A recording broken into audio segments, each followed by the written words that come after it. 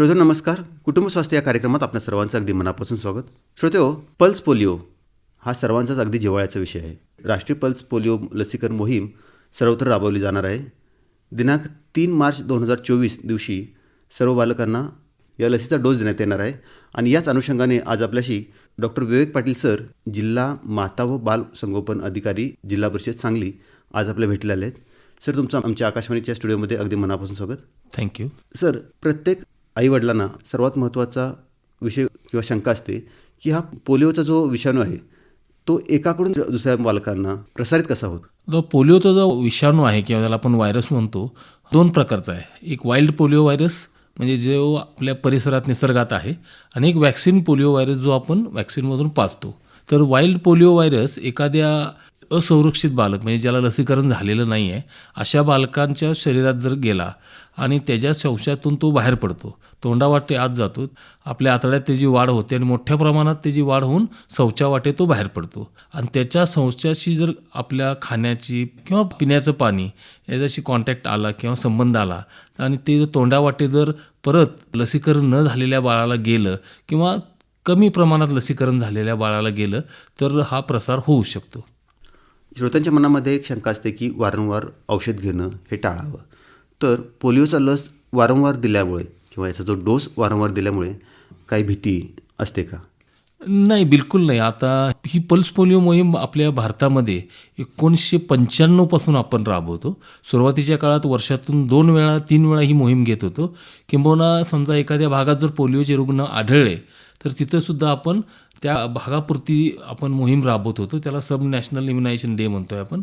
परंतु ही वारंवार देण्याचं कारण एकच आहे की आपल्या जे तोंडावाटे आपण लस देतो त्यामध्ये अर्धमेलेले किंबहुना जे रोग निर्माण करू शकणार नाहीत असे व्हायरस आपण देतो.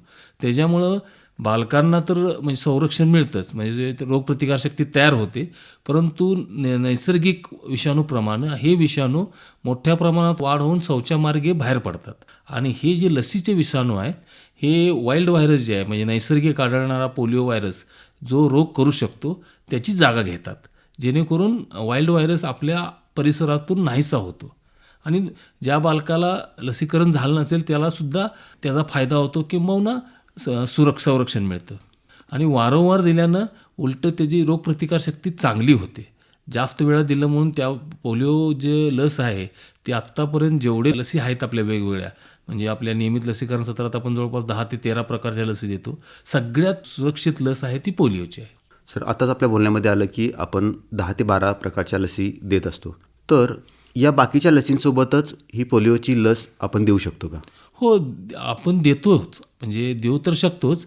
किंबहुना आता जन्मतः आपण देतो किंवा 1.5, 2.5, 3.5 महिन्याला आपण एकत्र लसी देतो. एकत्र लसी देण्यामध्ये काही अडचण नाही. प्रत्येक लसीची काम करायची पद्धत वेगळी असते. किंबहुना एकमेकाच्या मध्ये ती येत नाहीत. त्यामुळं एकाच वेळा आपण अनेक प्रकारच्या लस देतो. उदाहरणार्थ 1.5 महिन्याच्या वेळी आपण ओरल पोलिओ म्हणजे तोंडावाटे देतो, इंजेक्टेबल पोलिओ देतो. पेंटा म्हणून एक लस आहे ज्यामध्ये 5 वेगवेगळ्या आजारांपासून संरक्षण मिळतं. या सगळ्या लसी आपण 1.5, 2.5, 3.5 महिन्याला देतो. त्यामुळे पोलिओच्या लसीबरोबर आपण इतर लसीही सुरक्षितपणे देऊ शकतो. सर, पालकांना त्या लसीची गुणवत्तेबद्दल बऱ्याच वेळा शंका असणे शक्यता असते. तर मुलांना दिल्या जाणाऱ्या लसीची गुणवत्ता तपासणे शक्य आहे का? लस ही शीत साखळीमध्ये ठेवणं अपेक्षित आहे. म्हणजे साधारणतः त्याचं जे तापमान आहे त्याला आपण टेम्परेचर म्हणतो ते +2 ते +8 या टेम्परेचरमध्ये ठेवलं तर लस सुरक्षित राहते किंबहुना ती चांगल्या पद्धतीनं कार्य करू शकते. तर ही लस जर जास्त म्हणजे 8 डिग्री सेंटीग्रेडपेक्षा जास्त तापमानाशी ती निगडीत आली तर त्याच्यावर एक लेबल असतं ज्याला आपण वॅक्सिन व्हाईल मॉनिटर VVM म्हणतो. आणि जर जास्त तापमानाला ती लस बाहेर पडली किंवा जास्त तापमान वाढलं तर ते VVMचा कलर चेंज होतो. मग तो कलर चेंज झाला की आपण लस चांगली आहे की नाही हे ओळखू शकतो. काही लसी अशा आहेत की समजा बालकाला ताप असेल तर त्या लसी दिल्या जात नाहीत. तर समजा की गेले 3 दिवसापासून बालकाला ताप आहे, त्याची हालचाल मंद झालेली आहे, अशा परिस्थितीमध्ये ही जी PPIच्या दिवशी पोलिओचा थेंब दिला जातो ती लस देऊ शकतात का? जर बालक किरकोळ आजारी असेल तर लस देण्यास काही हरकत नाही. बालक जर गंभीर स्वरूपाचे आजार असेल किंवा बालक जर ॲडमिट असेल तर आपण शक्यतो टाळतो. पण किरकोळ आजारी असेल तर काही लस आपण देऊ शकतो, काही हरकत नाही. नुकत्याच जन्मलेल्या बाळाबद्दल, नवजात बालकाबद्दल बरेचसे पालक संवेदनशील असतात. तर अशा नवजात बालकाला आपण पल्स पोलिओची लस देऊ शकतो का? हो, नक्कीच. उलटं आपलं जे राष्ट्रीय लसीकरण मोहीम म्हणजे नियमित लसीकरण आहे, त्यामध्ये जन्मतः आपण 3 लसी देतो. जसं ओरल पोलिओ द्यायला म्हणतो आपण तोंडावाटे, तर आपण जन्मतः डोस असतो. हेपॅटायटिस बीची लस आपण देतो जन्मतः 24 तासाच्या आत आणि व्हिटॅमिन के बाकीच्या लसी देतो. तर आपण जन्मतः उलटं जेवढ्या लवकर लस देतो, तेवढ्या बालकाला लवकर संरक्षण मिळतं. किंबहुना आपलं पाणी बघतोय आपण, आधीसारखं आपण नळाचं पाणी पित नाही. आता आपण सगळ्या घरात सगळीकडे आरो आहेत. का तर आपल्या पर्यावरणाचा ऱ्हास एवढा झाला आहे, कुठं काय आहे माहीत नाही आपल्याला. त्यामुळे लवकरात लवकर संरक्षण मिळायला जन्मतःच आपण ही लस देतोच. सर, हे लसीकरणाच्या आधी 2 दिवस आधी समजा बालकाला DPT किंवा OPV याचा जो बूस्टर डोस दिला असेल, तर त्याच्यानंतर मुलांना 2 दिवसांनी पल्स पोलिओ थेंब पोलिओ केंद्रामध्ये नेऊन दिले जाऊ शकतात का? हो, 100%. यात कसं आहे, जे बाकीच्या लसी आहेत ते आपल्या नियमित लसीकरण कार्यक्रमाअंतर्गत देतो आणि पल्स पोलिओ आपण विशेष मोहीम राबवतो.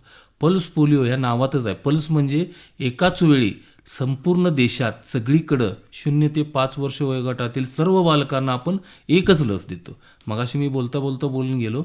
याचा दुसरा परिणाम काय होतो, की ह्या लसीमधलं जो व्हायरस किंवा विषाणू आहे, तर तो सगळ्या मुलांच्या शौचातून बाहेर पडला की तो वाईल्ड व्हायरसला रिप्लेस करतो.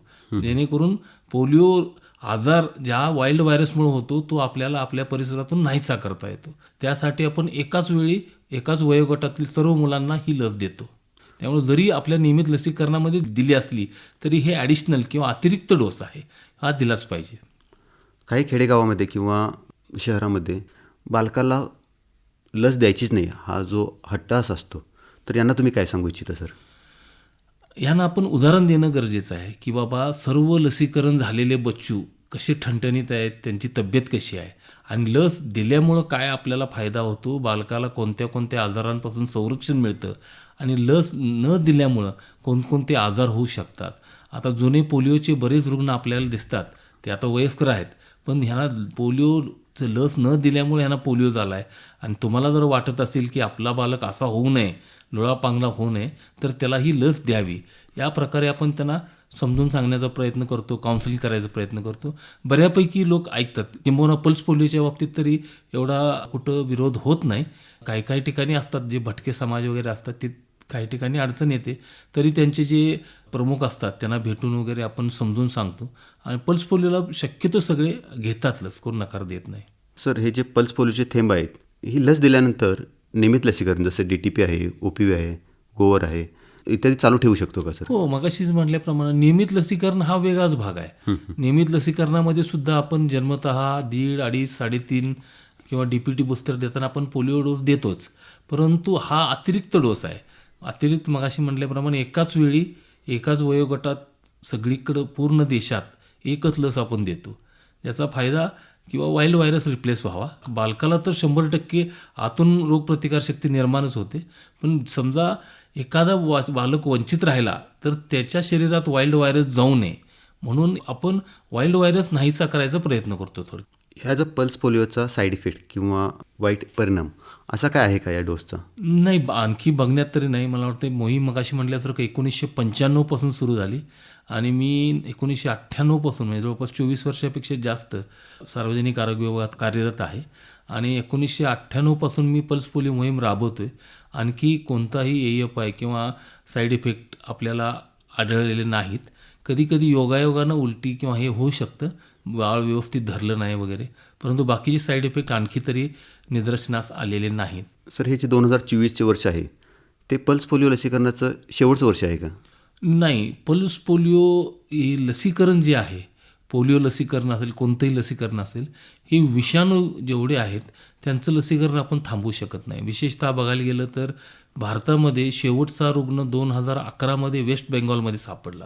त्यानंतर पोलिओ सदृश एकही रुग्ण म्हणजे जे आपण लॅब सर्टिफाईड केस म्हणतो, कन्फर्म्ड केस, एकही आणखी आढळले नाही. पण अडचण काय आहे, आपले शेजारी जे आहेत पाकिस्तान, अफगाणिस्तान, इथं आणखी म्हणजे इवन 2023-2024मध्ये सुद्धा पोलिओचे रुग्ण आढळत आहेत आणि ह्यामध्ये पाण्यावाटे किंवा येणं जाणं असतं लोकांचं, त्या वाटे पोलिओ आपल्या देशात येऊ शकतो. तर तो प्रतिबंध करण्यासाठी फक्त आपली जे मोहीम आधी 2-3 व्हायच्या वर्षात ते आपण एकच करतो. पण मोहीम आणखी चालू आहे.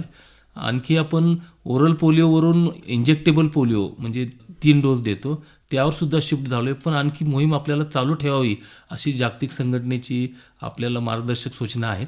जेणेकरून आपल्याकडं जी 11 पासून पोलिओचा रुग्ण नाही तो कुठं आढळू नये आणि परत त्याचा प्रसार होऊ नये. आणि त्याच्यापुढं जाऊन बघितलं तर अलीकडंच आपण वाचलं असाल की अमेरिका असेल, युरोप असेल, तिथं गोवरचे रुग्ण आढळायला लागलेत. म्हणजे गोवरचे रुग्ण का आढळले तर त्यांनी गोवरचं लसीकरण बंद केलं आहे. आणि गोवरचे रुग्ण म्हणजे वाईट परिस्थिती काय आहे, हे मोठ्या वयोगटात आढळलेत. मोठ्या वयोगटामध्ये त्यांची गुंतागुंत व्हायची प्रमाण जास्त असते लहान मुलांपेक्षा. म्हणजे हे असं शिफ्टिंग ऑफ पॅराडाईम म्हणतो, वयोगट बदलणे हे चांगली लक्षण नाही. हे होतंय कशामुळं तर लसीकरण बंद केल्यामुळं. म्हणजे विषाणूला आपण थांबवू शकत नाही. विषाणू कुठून येईल आपल्याला माहीत नाही. पाण्यावाटे येईल किंवा आपल्या नखांमध्ये जाईल, अन्नावाटे जाईल, खोकल्यातून जाईल आपल्याला माहीत नाही. पण पोलिओचं आपण बघितलं शक्यतो पाणी किंवा अन्न वाटेतून जातो. पण आपल्याकडं वाहतूक किंवा लोकांची वर्दळ एवढी वाढली आहे की कुठला रुग्ण कुठं जाऊन पसरेल हे माहीत नाही. त्यामुळे सध्या तरी ही मोहीम आपण चालूच ठेवतो आहे. नियमित लसीकरणात सुद्धा पोलिओची लस देतो आहे आणि पल्स पोलिओ मोहीम वर्षातनं एक आपण सध्या राबवतो आहे. सर, आपण 3 मार्च 2024 या दिवशी सर्वांना पल्स पोलिओचा डोस देणार आहे. समजा या लसीकरणासाठी बूथवर काही बालकांना यायला जमलं नाही, तर यांच्यासाठी आपण काय सोय केली आहे? पल्स पोलिओ हा अतिशय शिस्तबद्ध व वेल प्लॅन कार्यक्रम आहे. यामध्ये आपण रविवारी शक्यतो पल्स पोलिओ घेतो. रविवारी जास्तीत जास्त मुलांना आपण बूथवर येऊन लस द्यायचा प्रयत्न करतो. जी मुलं बूथवरती नाहीत किंवा समजा ट्रान्झिटमध्ये आहेत म्हणजे कुठंतरी चाललेत गावाला, त्यासाठी आपण ट्रान्झिट टीम ठेवतो. मोबाईल टीम ठेवतो जेणेकरून समजा ऊसतोडी आहे, वीटभट्टी आहे, ही लोक आपल्याला दिवसा सापडत नाहीत. मग आदल्या दिवशी संध्याकाळी किंवा पल्स पोलिओ दिवशी संध्याकाळी जाऊन आपण पाजतो.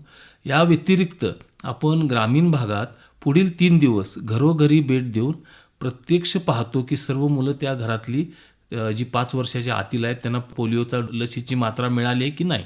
आणि जर राहिलं असेल तर आपण त्यांना देतो. तर ते ओळखण्यासाठी आपण डाव्या करंगळीवर मार्करनं मार्किंग करतो जेणेकरून आपल्याला लक्षात यावं. जरी समजा ते पालक खोटं सांगितले तरी आपल्याला ओळखू यावं म्हणून आपण मार्किंग करतो लस पाजल्यानंतर.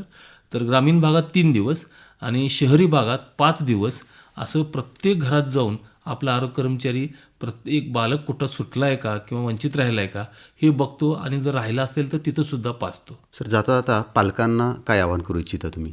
पालकांना एवढंच आवाहन करू इच्छितो की 2 बूंद जिंदगी के जास्त आपण म्हणतो तर 2 थेंब पोलिओचे शक्यतो आपण बूथवरच जाऊन पाजावं. का तर बूथवर लसीचं तापमान मेंटेन करण्यात राखण्यात आपल्याला फार सोयीचं असतं. घरोघरी आपल्याला आरोग्य कर्मचारी येऊन पाजतील ह्या अविचित राहून बाबा त्यांची वाट बघू नये. का तर तिथं आता बघताय आपण ऊन कसं आहे तर त्या लसीचं तापमान राहील न राहील. पण त्यापेक्षा रविवारी सुट्टीच्या दिवशीच आपण ही मोहीम राबवतो आहे, संपूर्ण भारतात राबवतो आहे. तर सर्वांनी 5 वर्षाखालील जे आपले बच्चू आहेत किती 5 मिनटं लागतात आणि बूथ एवढे जवळ आहेत, एवढ्या मोठ्या प्रमाणात आहेत. म्हणजे तो आपल्याला सांगायचं झालं तर टोटल बूथ आपले आहे ते जवळपास 798 म्हणजे 800 बूथ आपण पूर्ण सांगलीत त्या दिवशी राबवतो आहे. जेणेकरून जास्त कुणाला जायला लागू नये. प्रत्यक्ष वाडी वस्तीवर सुद्धा बूथ आहेत. तर बूथवर लस पाजलं तर म्हणजे चांगल्या प्रकारची टेम्परेचर मेंटेन केलेली, तापमान मेंटेन केलेली लस आपल्या बालकाला मिळेल.